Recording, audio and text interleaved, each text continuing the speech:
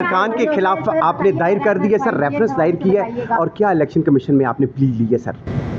नहीं देखिए, मैं have not filed it yet. अच्छा, और मेरे 3 सवाल हैं और ये मेरे सवाल बड़े बुनियादी सवाल हैं।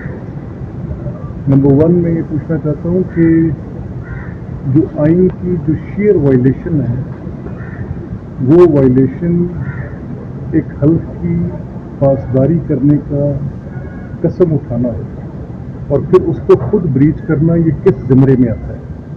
ये सवाल मैंने इलेक्शन कमीशन के आगे रखा और पूछा है। I need an answer to this is constitution, ये आइन है। और आप हल्फ उठाते हैं, असेंबली में पहले दिन जाते हैं और जाकर आप हल्फ उठाते हैं कि मैं आइन पाकिस्तान को वफादार रहूँ। तो आइन पाकिस्तान से वफादारी, मैं उसकी पासदारी करूँगा, मैं उसकी आइन के साथ में अपने खुद रिश्ता जिसको कायम रखने का हल्फ उठाते हैं। तो इसी आइन के आर्टिकल 69 में ये लिखा है कि ये जो असेंबलीज़ हैं ये अपने रूल्स खुद बनाएंगे। तो these are constitutional rules. Pakistan में कोई और रूल आइन की हैसियत नहीं रखता, सिर्फ ये rules of procedure are constitutional rules, there are no other rules. तो क्या वो रूल्स उसको डिसऑर्डरली करने, लोगों को माँ बहन की गालियाँ देने, उसके अंदर हुल्लड़बाजी करने, लोगों के ऊपर हमले करने, उनको मारने, गिरेबान पकड़ने के लिए ये कोई पॉलिटिकल पार्टी करे, मेरा किसी से एतराज़ नहीं।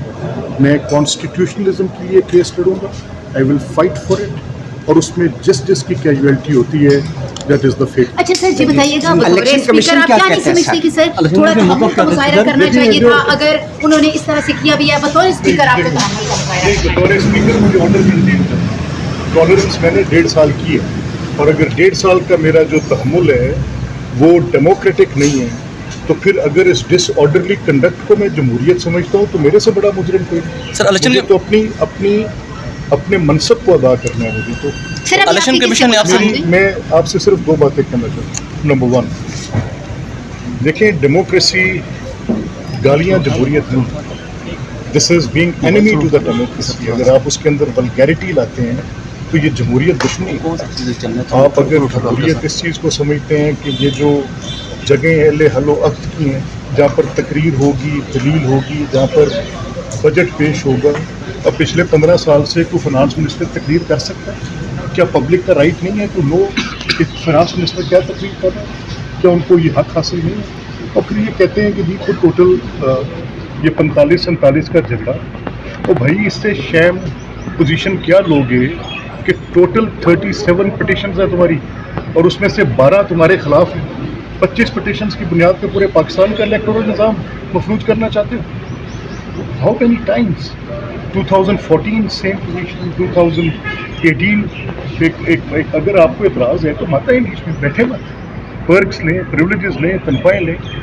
आई will not allow this to happen in my house. Sir आपने रेफरेंस दायर करने का एक और बात फैसला वापस लिया सर, रेफरेंस दायर करने का? नहीं, देखिए मैं आपसे बात बताऊँ, मेरा सिर्फ एक नुक्ता है कि कॉन्स्टिट्यूशन विल प्रिवेल, और उस कॉन्स्टिट्यूशन की प्रेवलेंस में जो लोग इस आइन को तोड़ रहे हैं वो 25 के बजाय 35 भी होंगे, तो मैं यही करूंगा। Sir in short sir reference दायर नहीं किया sir. Thank you.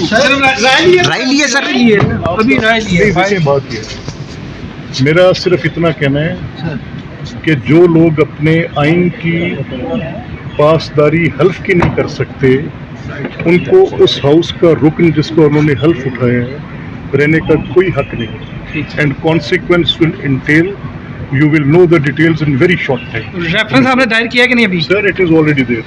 Thank you.